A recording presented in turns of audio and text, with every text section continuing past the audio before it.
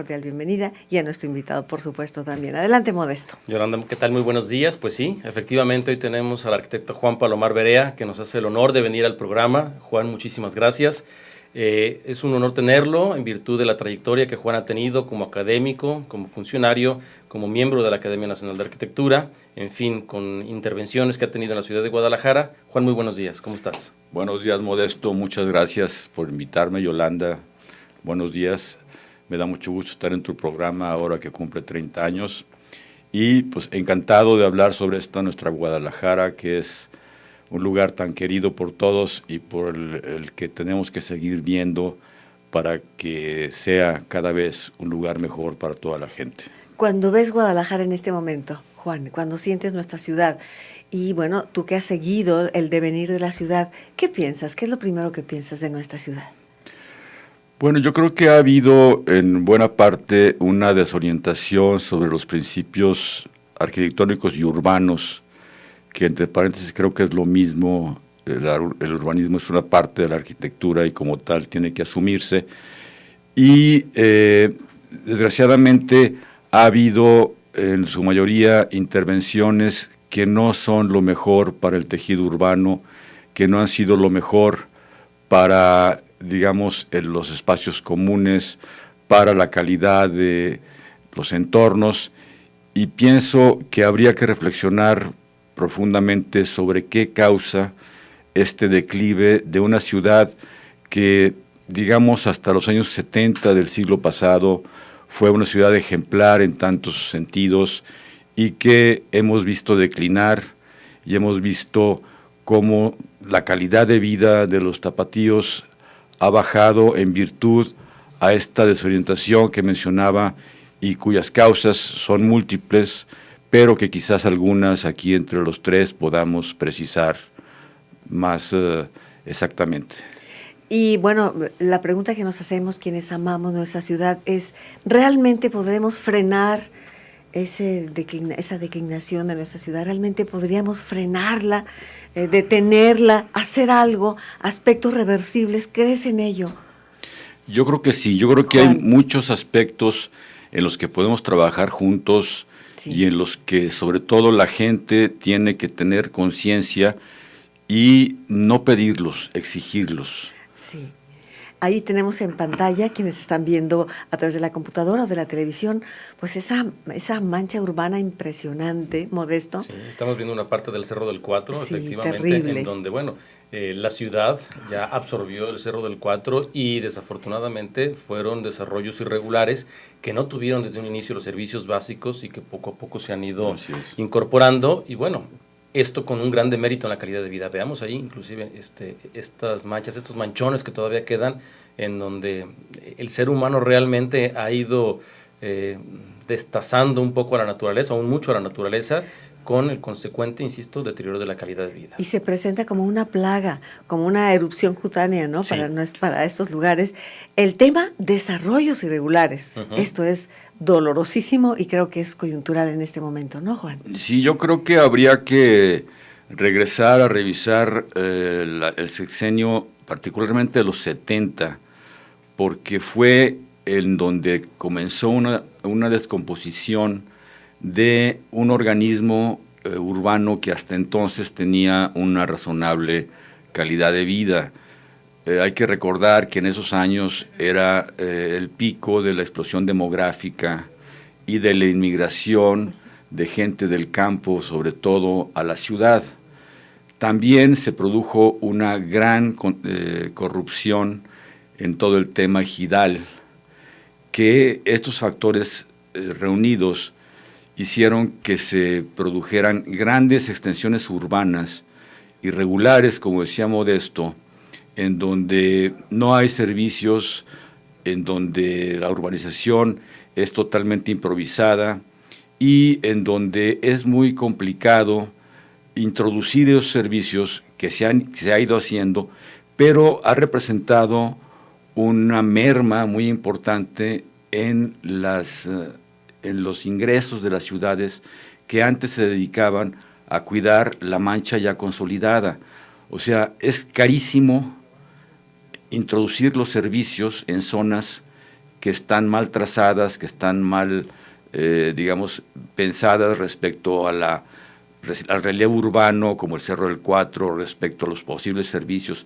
O sea, el Cerro del Cuatro a la fecha carece en buena parte de servicios municipales y es porque es incosteable totalmente poder hacerlo, al grado de que es una medida, yo sé, radical, pero en otros países lo que se hace es de plano reubicar a gente que está puesta en zonas de riesgo y en zonas en donde es casi imposible introducir servicios, porque de otra manera es una batalla permanente y esa gente que realmente merece vivir en una ciudad mejor, pues pasan las décadas y sigue padeciendo los problemas. Bueno, esto que ha comentado Juan Palomar Barea es un aspecto muy doloroso. Y comentábamos también al inicio del programa que muchas personas que tenían sus casitas, debo decirlo, por ejemplo, en el barrio Santa Tere, su pequeña casita, viene una voracidad tremenda y los deja sin casa y les prometen irse a ese fraccionamiento nuevo, le dan dinero, se va a comprar una casita en esos fraccionamientos, tal vez irregulares, y entonces esto da como resultado una zona que antes era habitacional, un barrio hermoso, convertido en mercantil. Y esto ha pasado en diferentes barrios, incluyendo en otras zonas como Providencia, que ahora negocios y Ladrón de Guevara también, que es lo que está ocurriendo. La gente se va yendo a otros lugares, es corrida por la voracidad del comercio. No sé qué opinarías de esto, Juan. Bueno, ahí yo creo que habría que matizar y que pensar de raíz esta idea de los fraccionamientos, entre comillas, residenciales. Desde siempre, en ciudades desarrolladas, y podemos dar múltiples ejemplos, se dan los usos mixtos. Digamos, en Barcelona, o en París, o en Berlín, todos los edificios que tienen más o menos 6 o 7 pisos, tienen en la parte baja usos comerciales. De esa manera la gente tiene, manera de allegarse, mercancía de primera necesidad y tiene manera de no desplazarse tanto para resolver sus necesidades. El problema, como tú dices, es que se haga con voracidad. Creo que eso tiene que regularse de manera que la inserción de usos mixtos conviva con los usos habitacionales y se pueda tener. Yo creo que, por ejemplo, Santa Teresita, a pesar de todos los pesares, sigue siendo un barrio envidiable. Es un barrio que me ha tocado en simposios en el extranjero oír de personas de otros países que es un barrio ejemplar. Ejemplar en el sentido de que está muy vivo, de que hay mucha gente que vive ahí y que está arraigada allí, que hay una vida de barrio intensa, que hay comunidad, que hay usos mixtos, algunos exagerados, otros bien planteados, pero que hace un entorno al que creo que debemos de poner mucha atención, porque es un entorno sumamente vivible. Todavía, y sumamente, amable a la convivencia. Providencia, el caso también que mencionabas, pues creo que también puede ser un lugar en el que convivan usos mixtos con el tradicional uso habitacional. Insisto, es cuestión de regularlo y de aplicar los reglamentos. Yo me acuerdo que en París me tocó un departamento en el que tardé 3 o 4 meses en darme cuenta que la puerta de enfrente era un pequeño club de jazz, porque estaba perfectamente aislado del ruido, porque funcionaba bajo normas muy estrictas, y eso hacía que no presentara problemas. Entonces, todo ese tipo de ordenamientos, decirle a una cantina, a un bar, bueno, tú vas a funcionar si es compatible el uso aquí, pero vas a cumplir con tantos decibeles, con tal manera de manejar los coches, con tal manera de manejar la gente que sale, y eso se puede regular perfectamente. No más que desgraciadamente tenemos una costumbre de no hacer caso a los reglamentos y la autoridad una costumbre de no hacerlos cumplir. Estamos en vivo esta mañana con usted. Quiero decirle que tenemos para rifar entre los amigos del público esta monografía, la número 22, realizada en el sexenio anterior por Secretaría de Cultura, dedicada a Julio de la Peña.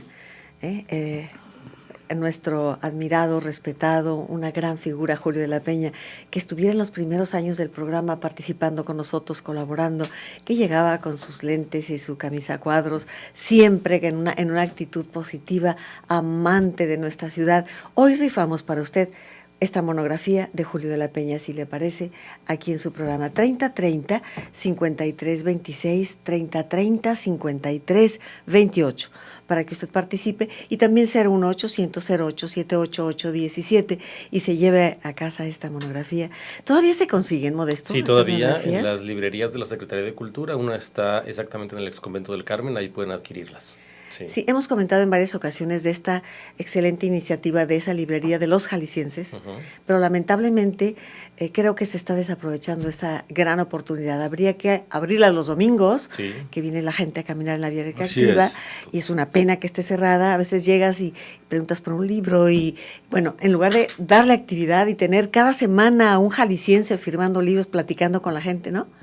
Yo nuevamente hago este llamado a reactivar lo que es la Secretaría, la librería de los jaliscienses. Totalmente de acuerdo. Sí, ¿verdad? Sí. Juan, vamos a ir al corte, al primer corte del programa. Regresamos en un momento con usted, ¿vale? A las 9 con usted. Regresamos. A las 9 con usted. Continuamos.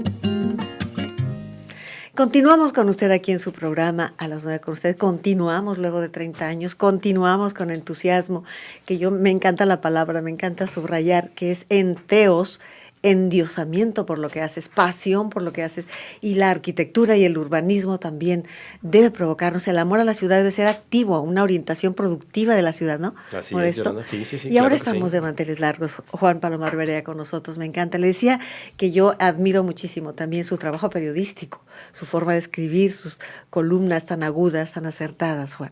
Enhorabuena por ello. Muchas gracias, Yolanda. Creo que es una modesta manera de tratar de contribuir a todo esto que estamos hablando de la promoción y la mejora de nuestra ciudad, de la Gran Guadalajara. A mí me gustaría decir algo que a lo que se refería Modesto hace rato fuera de las cámaras, que es este planteamiento que un poco jugando, un poco provocando, un poco hablando en serio, retomé yo de una idea de un arquitecto amigo mío de México que se llama Axel Arañó, que hace pocos meses me dijo muy serio, mira, hay que cerrar todas las escuelas de arquitectura ya, que es una idea que muchos hemos platicado. Pero él decía algo muy interesante, para la formación de los nuevos arquitectos tiene que haber 5 años en donde los arquitectos estudian filosofía e ingeniería civil. O sea, el humanismo y el número. O sea, el rigor del número y el humanismo que tiene pues todas las facetas que conocemos, pero que es indispensable para un hacer arquitectónico. Después de esos 5 años, otros 5 años trabajando en un despacho de un arquitecto reconocido, y a los 10 años, que no es más larga que una carrera de médico, y no es más delicado hacer arquitectura que hacer medicina. Sí. Entonces, hacer un examen, pero un examen muy serio, como hacen los exámenes de doctorado, en donde tú defiendes una tesis arquitectónico-urbana para demostrar que ya tienes la capacidad de intervenir algo tan importante para todos como es una ciudad. Porque acordémonos, como decía el maestro Díaz Morales, que la ciudad es la casa de todos. Entonces, como es la casa de todos, tiene que tener una dignidad muy grande. Y esa dignidad, a lo largo de los últimos 30 años por lo menos, ha sido menoscabada, atentada una y otra vez por una serie de personajes, de actores, que evidentemente no tenían la preparación ni la conciencia para intervenir la ciudad. ¿Qué le parece? Y bueno, ciertamente se comentaba fuera de micrófonos, empezamos el programa diciendo, no, habría que cerrar, dice Modesto y Juan, habría que cerrar las escuelas de arquitectura. Y de pronto suena así como, Dios mío, pero esta explicación que ha dado Juan nos habla de esa exigencia profunda. Y es esos 5 años de ingeniería civil, sin duda, de conocer el oficio, el número, como bien dicen, el rigor científico, vamos, Y luego, el humanismo, es que no puede estar exento de humanismo, tienes que conocer la dimensión humana para poder intervenir en ella una ciudad, en efecto. Y fíjate, Yolanda, es Sí, que muchas sí. de las cosas se han resuelto de manera muy egoísta. Sí, Muchos de los egresados sí. de las universidades se la pasan atendiendo acciones demasiado puntuales, muy, inclusive, perdónenme la palabra, pero miserables, en acciones de casitas mal hechas, etcétera, etcétera, que a final de cuentas la suma de todos van deteriorando la Sí. ciudad. Es decir, no hay una visión grande, no hay una visión de conjunto de a dónde queremos ir, no hay quien esté liderando esta visión, y entonces todos los egresados de las escuelas de arquitectura, cada quien por su lado, están haciendo acciones que a final de cuentas la suma de ellas está haciendo una gran ciudad mediocre con muchas carencias. Perdón por lo severo, pero creo que es una Bueno, apreciación bastante realista, ¿no? Yo debo ser honesta y me parece que esta apreciación se aplica a prácticamente todas las carreras y las vocaciones, ¿no? Finalmente una vocación encuentra sentido en la medida que sirve a los demás. Ujú. Y esto no es una retórica, es una realidad. Sí. Y cada una de la medicina, no me digas, ocurre lo mismo. Sí, Realmente claro. tendría que ser la exigencia científica y el humanismo por delante. Claro. 10 años, ciertamente, el periodismo, prácticamente cualquier carrera encuentra su sentido, y creo que se han tomado a la ligera con esas frases y eslogans de que sé exitoso, realízate, yo soy líder, ese tipo de proclamas Ujú. individualistas profundas de un narcisismo maligno en algunos casos, que nos está haciendo perder de vista miopemente, vaya, Ujú. la visión de la bondad, del humanismo, ¿no? Sí, claro. Del construyamos todos un mundo mejor, aunque suene lugar común, es perfectamente válido. Así es. Yo creo que hay un problema también de fondo, que es la actitud de los arquitectos que salen de las distintas escuelas. Yo he tenido a través de ya muchos años la experiencia en el taller de composición que imparto en el ITESO. Hay como una ansia de entender o de absorber lo que está pasando en los medios de comunicación de moda arquitectónicos o en las pantallas de las computadoras, y luego irreflexivamente pasar eso a proyectos que ya es muy Exacto. fácil hacer, entre comillas, con las máquinas, y que luego generan espacios e intervenciones que no tienen nada que ver ni con el contexto, ni con el respeto a los lugares en donde se ubican. La arquitectura es necesaria hacerla con gran, voy a utilizar una palabra muy grande, con gran amor y con gran sensibilidad. Sí, Sin esas dos cualidades sí. y con gran solidaridad con la gente. Sin esas cualidades estamos haciendo arquitectura equivocada. Yo les he dicho muchas veces a mis alumnos que el campo profesional para el que se quieren desempeñar está absolutamente saturado. Pero la necesidad arquitectónica que existe en la sociedad es enorme, es mucho más grande que los arquitectos que existen. Simplemente no se ven, no se conciben, no se formatean, por decirlo de alguna manera, todos esos encargos posibles, todos esos, de ir a un barrio, ver qué hace falta, plantear qué lugares hay para hacerlo, hablar con la comunidad, tantear sus necesidades, proponer un proyecto, gestionarlo ante la autoridad, Sí. hacer que la gente se involucre. Sí. Eso, por todos lados existen esas posibilidades, pero quieren encargos que sean catrines, que sean vistosos. Ahí está el ego y el narciso jugando un Exactamente. papel importante. Entonces, la filosofía precisamente Sí. te hace analizar todo ese lado y te hace enfocar las cosas de una manera mucho más centrada y mucho más razonable. Sí, me parece que esto que has citado, Juan, me parece importantísimo. Sí, muchas veces el arquitecto, sobre todo si, bueno, acaba de salir con la pretensión de hacer una obra maravillosa, la estética de vanguardia, digámosle así, por llamarlo sencillamente, y olvidándose de lo que el otro necesita. Levinas habla del rostro del otro y dice, bueno, tú llegas normalmente y le dices, es que tienes que sembrar aquí esto porque a lo mejor a él no le gusta eso y necesita sembrar otra Claro. cosa. Sí, y nos olvidamos de tomar en cuenta al otro. Insisto, el problema de siempre, ¿no? El que tu vocación esté para ensalzarte a ti y no para beneficio de los demás, de la comunidad. Es que Ahí la arquitectura es una profesión Sí. y sabemos el sentido de esta palabra, ¿no? Sí. Sí. que está emparentada con palabras también muy grandes como profeta, está emparentadas con, digamos, con el hecho de ir mucho más allá de la retribución Así económica y es, entregarse a una vocación de servicio a la comunidad. Esto cambia radicalmente las cosas. radicalmente. Y tus objetivos ya son otros, son muy diferentes.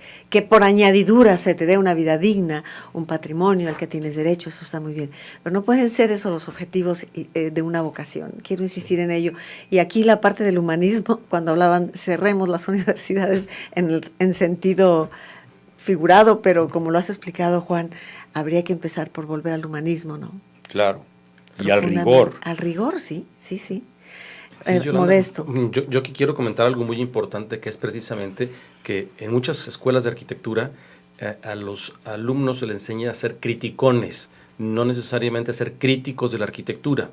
Y entonces, en ese afán, cuando te enseñan parte de la estética, muchas veces sales y quieres imponerle al otro cómo Sí. debe de vivir, cuando tiene que ser al Sí, revés. exactamente. Tienes que hacerle un poco al psicólogo para poder entender a quien le vas a hacer un servicio de proyectarle su vivienda, su negocio, etcétera, cómo le vamos a hacer para comprender muy bien sus necesidades y cómo me pongo yo al servicio para darle realmente el mejor proyecto y no llegar e imponerle, sabes que tú tienes que vivir de esta y de esta y de esta otra manera, de tal manera de que realmente cuando terminas haciendo un proyecto así y llegas al cabo de un año está todo modificado. ¿Por qué? Porque no entendiste bien las necesidades del cliente y realmente lo que hiciste fue imponerle algo. ¿Y qué podemos hacer? Viene la pregunta. ¿Qué es lo que debemos hacer, lo que podemos hacer, lo que queremos hacer para dar un cambio ya? Porque se puede hablar de esto, hemos 30 años hablado de esto, y sin embargo nos preguntamos, ¿es reversible esta actitud? ¿Realmente podemos propiciar un cambio? Usted y yo, nosotros, me indican un corte. Regreso en un momento con ustedes. A las 9 con usted. Regresamos. A las 9 con usted. Continuamos. Lo que hacer allí es generar vivienda para que la gente se Generar pueda vivienda. quedar.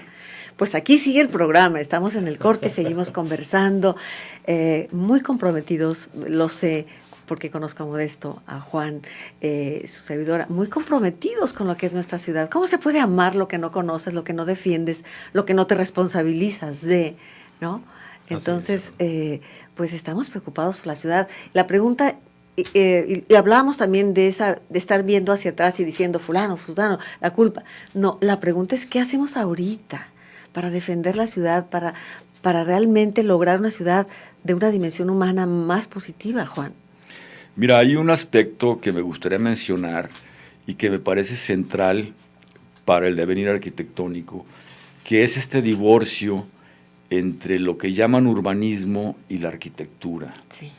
Esto ha generado entre lo que se llama urbanismo un desapego y una distancia con la arquitectura. El urbanismo que se practica es a partir de regulaciones exclusivamente y en planos bidimensionales que no logran ni proponer composiciones arquitectónicas de contextos completos, ni entender cómo tridimensionalmente la ciudad, cada volumen, cada espacio es, digamos, integrado a todo el tejido urbano.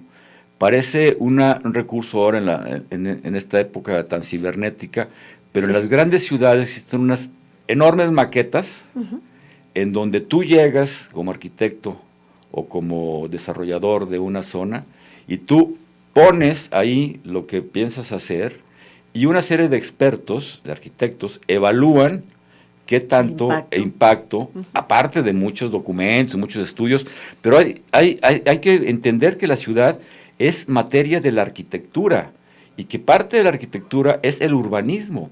Esta división en donde ya hay carreras de urbanística o de urbanismo, en donde hay una distancia sobre la composición arquitectónica, ha generado que la ciudad se proponga pues de una manera sumamente primaria, sumamente, digamos, pobre, que vemos en todos lados lo que sucede. Entonces, yo creo que una reconciliación y una asunción por parte del gremio de que no solamente es responsable de piezas individuales y que puestas ahí como un objeto para lucirse y para decir qué moderno soy, qué a la moda vengo, etcétera, sino que haya una conciencia siempre del contexto y de la ciudad en general, ¿no? ¿Modesto? Sí, Yolanda, yo creo que aquí, además de tener esa formación, yo creo que hay que insistir mucho en la calidad arquitectónica, porque ahorita los muchachos están saliendo, por llamarlo de alguna manera, a granel de las universidades. Es decir, se ha convertido en un gran negocio esto de las universidades, y a muchas escuelas lo que les interesa es estar expulsando alumnos, cobrar y expulsar alumnos, cobrar y expulsar alumnos, cuando realmente a final de cuentas quienes vamos a padecer todas las travesuras que hagan somos los ciudadanos, ¿no? Yo creo que aquí puedo coincidir muy bien con Juan en este aspecto, en el sentido de que debemos de cuidar muy bien el perfil de los egresados y cuidar mucho el espacio público, que como bien mencionaba, al haber esta disociación de que estudias urbanismo, pierdes la escala de decir, estás creando espacios públicos con 3 dimensiones. Espacios que idealmente deben ser en la dimensión humana para cumplir diversas funciones de la manera más armónica, ¿no? Y yo precisamente reflexionaba en eso, es decir, en la escuela de arquitectura te enseñan a crear espacios, en las escuelas de urbanismo te enseñan a crear espacios públicos,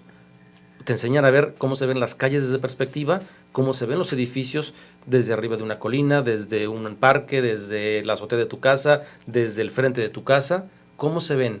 Y ahí es donde tenemos que entender realmente la casa grande, la casa de todos, para realmente tener una mejor convivencia, Yolanda. Yo creo que ya hemos hecho una reflexión de lo que ha pasado. Ahora, la propuesta es realmente que en las escuelas de arquitectura se empiece a cambiar el paradigma de la enseñanza, volviendo precisamente a esto, a tomar al ser humano como lo más importante y no exclusivamente el dinero, que realmente eso es lo que pasa, Yolanda. La serie de grandes condominios, las series de grandes fraccionamientos, es entre más tengo, más quiero, más gano, más porcentaje le quiero ganar a las casas que vendo.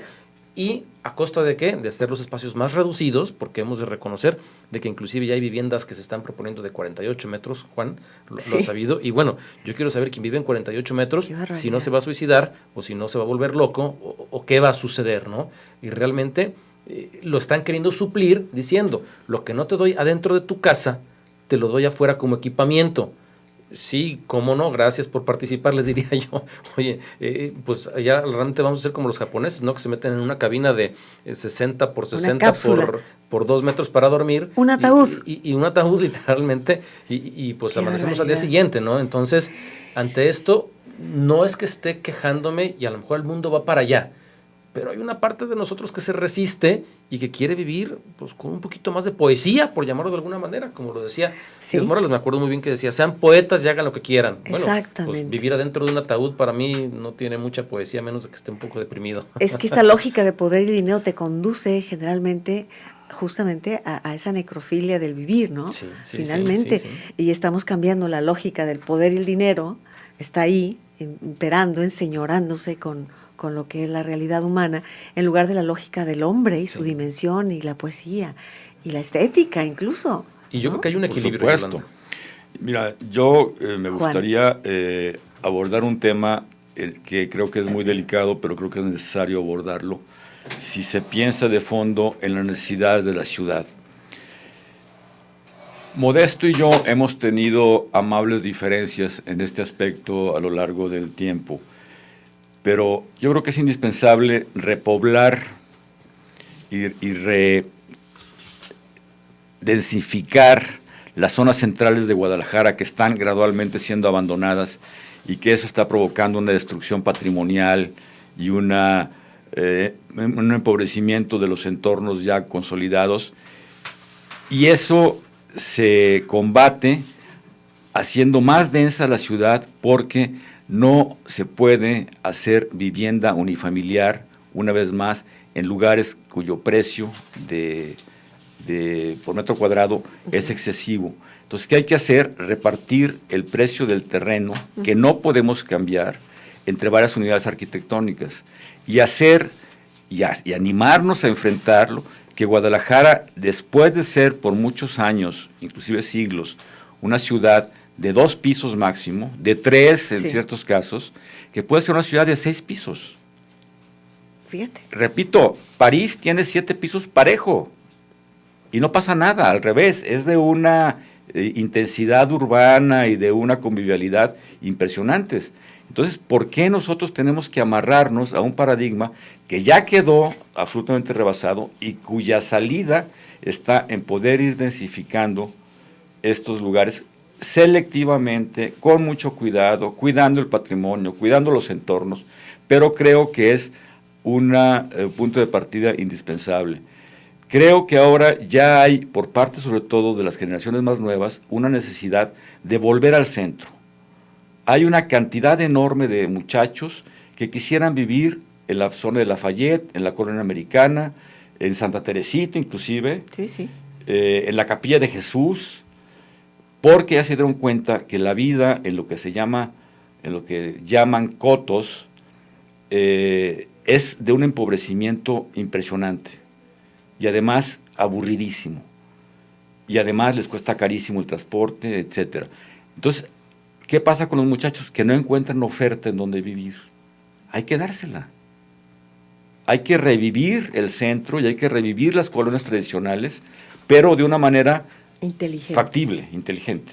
Uh-huh. Sí, yo aquí, Yolanda, sí quiero decirlo, efectivamente, hay que redensificar la ciudad, no hay que sobredensificarla, que para mí ese es un término muy importante, pero a final de cuentas, muchas veces, y hay que reconocerlo, el ayuntamiento necesita recursos, y una manera fácil que ve en esta circunstancia es estar otorgando permisos. ¿Por qué? Porque hay necesidades urgentes que solventar, y bueno, se permiten una serie de circunstancias anómalas. Ahora, hay que tomar en cuenta que efectivamente, si vamos a redensificar, lo primero que tenemos que tener es una infraestructura que nos dé cabida para todo eso, porque si vamos a redensificar donde antiguamente había 12 viviendas por manzana, ahora vamos a meter 48 o 60 viviendas por manzana. ¿Y qué hay del drenaje? ¿Cómo ¿Qué hay de vamos todo a solventar ese tipo de Mira, circunstancias? ahí me gustaría poner el ejemplo de Horizontes Chapultepec.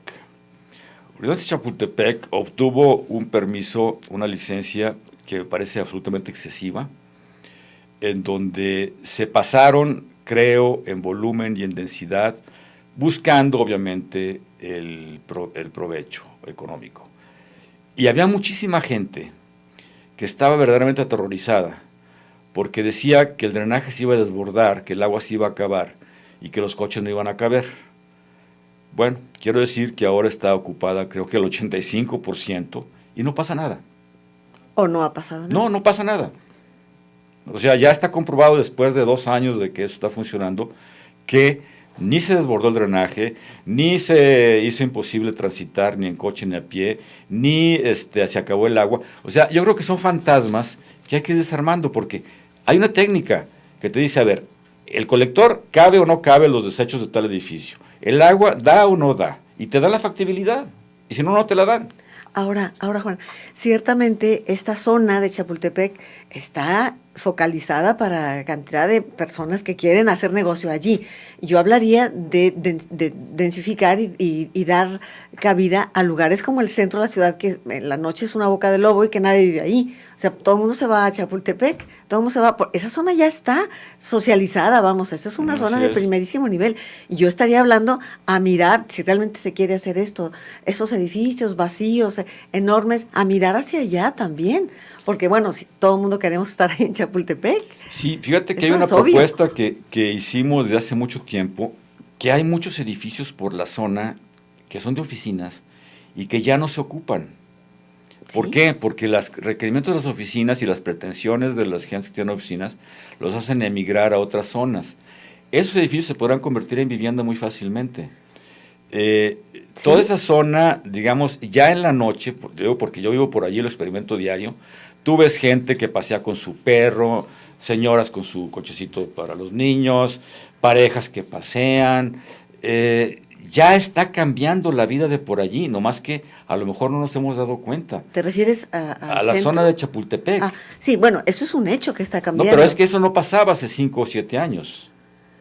O sea, ya hay un regreso de la gente a vivir allí. Y no podríamos mirar también hacia otras zonas abandonadas. Claro, Que claro. Eso sería la idea, porque, insisto, todo el mundo querríamos. Imagínate tener una casa ahí, en Chapultepec, esa zona, qué maravilla. Sí, sí. Incluso se es novista por momentos. Quiero decirlo, da mucho prestigio vivir, entre Así comillas, es. vivir en esa zona. Miremos hacia otras partes que también necesitarían esa fuerza. Absolutamente. Mira, hay que hablar simplemente Sí. de Chapalita, que es una zona, Sí. creo que modelo. Sí. Es admirable cómo la propia gente ha gestionado inclusive los servicios y cómo ha defendido su colonia. A pesar de eso, han tenido, digamos, problemas y han tenido bajas en su patrimonio, pero la calidad de vida y la imagen urbana y la calidad del espacio público la han defendido de manera ejemplar. Y creo que todos deberíamos de aprender Claro. de esa colonia. Y hay muchas colonias, por ejemplo, Jardines del Bosque, que se está vaciando, queda pura gente grande. ¿Qué necesitamos? Que haya Sí. generaciones nuevas Sí. que vivan allí, pero ya no pueden vivir en una casa grande. Sí. Hay que subdividirla. Bien, tenemos el corte, vamos al siguiente corte de nuestro programa y luego llamadas de todos ustedes. Les recuerdo el teléfono 3030-5326, 3030-5328. Si acaba de encender su radio, Juan Palomar Berea hoy con nosotros, el arquitecto Modesto Aceves también hoy con nosotros, conversando sobre nuestra ciudad, un tema que a todos nos involucra, nos compromete, nos responsabiliza. Vamos a ir al corte y volvemos. A las 9 con usted. Regresamos. A las 9 con usted. Continuamos. Corona Villetas. Tenemos llamadas y participaciones de los amigos del público. Por favor, Modesto, adelante. Sí, Yolanda. Susana Jiménez saluda al programa, dice que está muy interesante y dice que un barrio olvidado es el del Santuario, que es un basurero. Bueno, ya lo sabemos, ojalá que se pueda revertir esta circunstancia. Imelda Larios comenta que es un excelente programa, muchas gracias. Rosario, ella compró una casa rumbo a Puerto Vallarta, a la altura de Tala, pero que ya la dejó porque era muy deficiente. Desafortunadamente sí puede suceder. Mauricio Sánchez quiere participar en la rifa, Carlos Esparza también en la rifa, junto con Silvia Yauza también. Álvaro Ortega manda saludos, también quiere participar en la rifa. Federico Velasco felicita el programa. Israel Lozano felicita al invitado. Rosa María Mancilla tiene 48 años viviendo aquí en Guadalajara y ve mucha sobrepoblación en donde no se debe y dice que el gobierno debería de poner un tope. Angélica Flores dice que es un crimen que haya construido casas enfrente del Hospital Angeliaño, que era una zona muy productiva. Bueno, había un decreto hace muchos años en donde era el Valle de Tezistán, precisamente, que era un valle agrícola y era una zona protegida. Ahora ya es una zona de casas, desarrollos y más desarrollos. Y Tere García, es lamentable que todos los principios estéticos que aprenden los arquitectos no se vean reflejados en la obra pública. Felicito también al programa. Muchísimas gracias. Bueno, estamos en el último cuarto de hora del programa. Modesto, adelante con esta charla que tenemos hoy con el arquitecto Juan Palomar. Pues muy bien, Berea. Juan. Ya para cerrar, entonces, ¿cuáles serían las perspectivas? ¿Qué quieres que vaya a pasar en Guadalajara en los próximos 30 años? ¿Qué deberíamos de hacer? ¿Hacia dónde crees que deberíamos dirigir Mirar. baterías? Yo confío en que cada vez haya más conciencia, quizás no tanto entre los arquitectos, porque pues hemos mencionado cómo la formación de las escuelas sigue siendo muy deficiente por una serie de causas que habría que cambiar de raíz, sino porque la gente, los usuarios, cada vez son más conscientes y más críticos. Y yo creo que más bien la sociedad va a rebasar al gremio pidiendo que se haga una arquitectura a la altura de sus necesidades, una arquitectura que aspire a la belleza, que aspire a la armonía, que aspire a la solidaridad, que pueda reflejar nuestra manera de vivir y nuestra manera de hacer. Yo tengo esperanzas más que en el gremio, insisto, porque hay demasiados vicios, salvo evidentemente honrosas excepciones, en el empuje de la sociedad civil.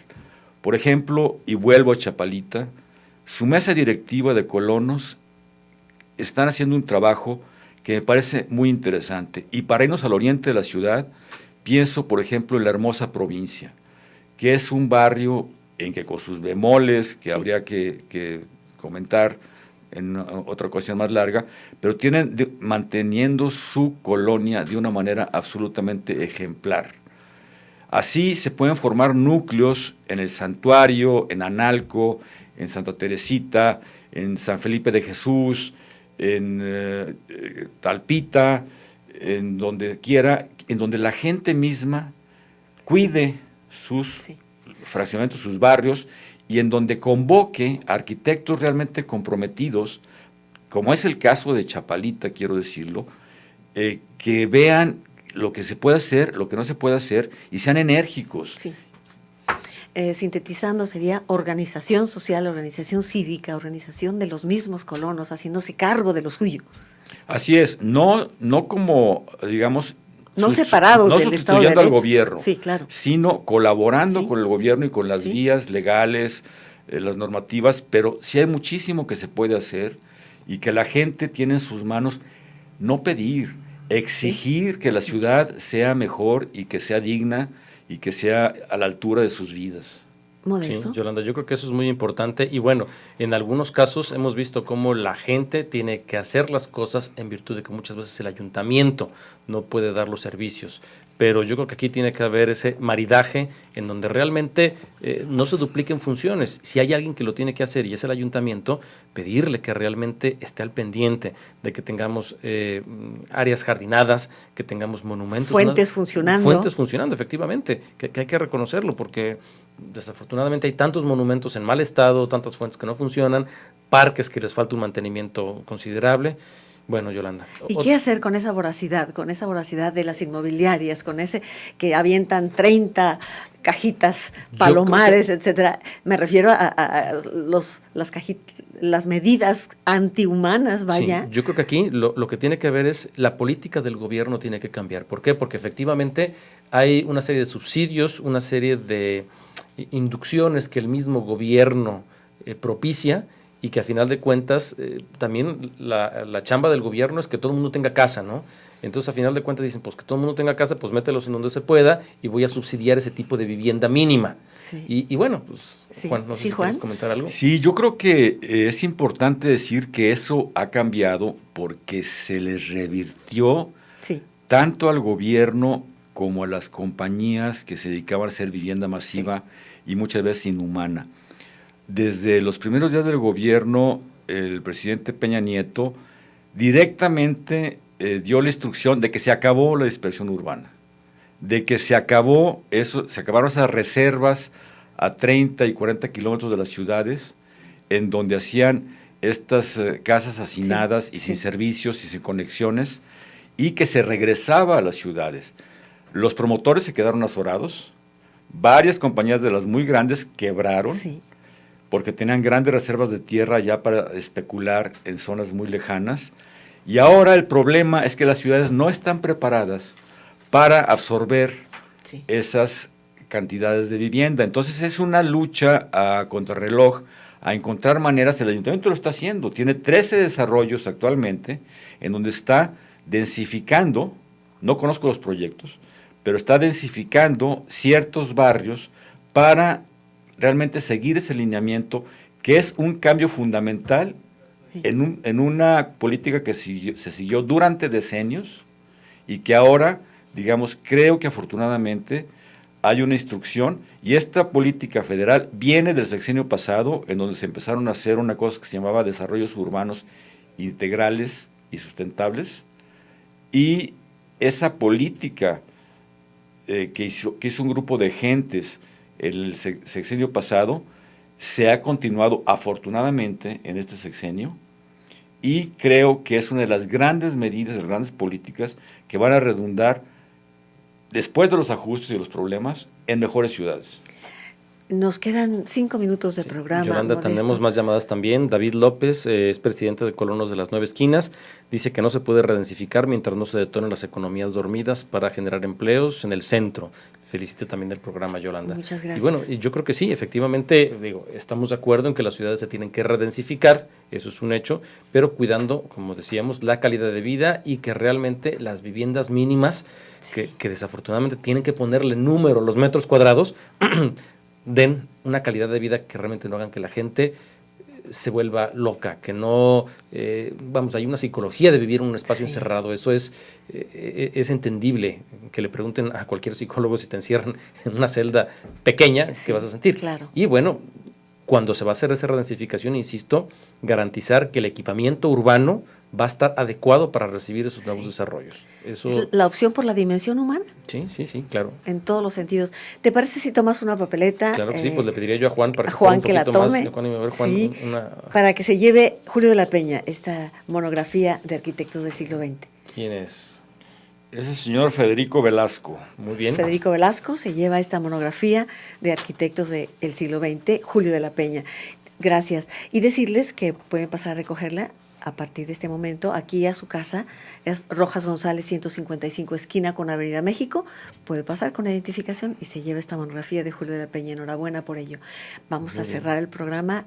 Yo agradezco profundamente la visita de Juan Palomar Berea en nuestro programa. Ha sido maravilloso y nos has ofrecido visiones interesantes, polémicas, sin duda, decididas, diríamos, para un cambio. Ojalá que todo esto se vaya tamizando, ¿no? Y vaya repercutiendo, ¿no crees, Modesto? Sí, yo creo que sí, Yolanda, y realmente hay que agradecerle a Juan que venga a compartir su visión, sus comentarios, sus conocimientos. Ojalá no sea la última vez que nos vuelva a visitar. No, con mucho gusto, y creo que ya no es tiempo de ser mediocres, ni de ser tolerantes.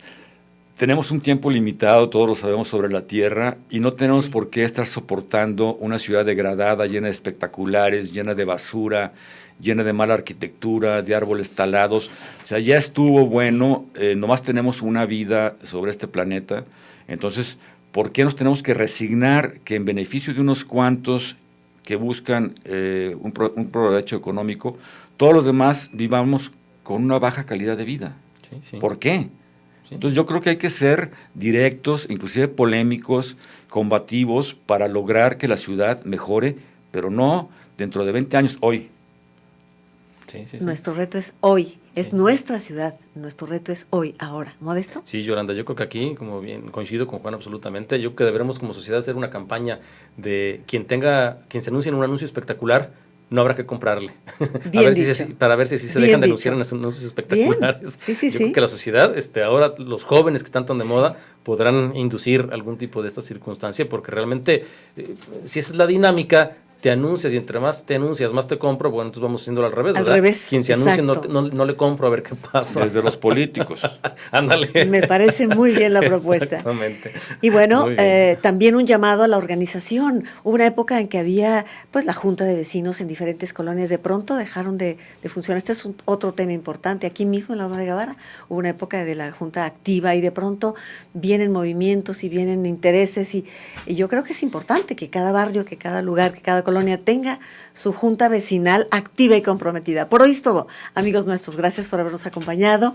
Le espero mañana en punto de las 8 de la mañana a su programa a las 9 con usted aquí en C7. Gracias y hasta entonces. Por tu compañía hoy en nuestro programa a las 9 con usted. Gracias.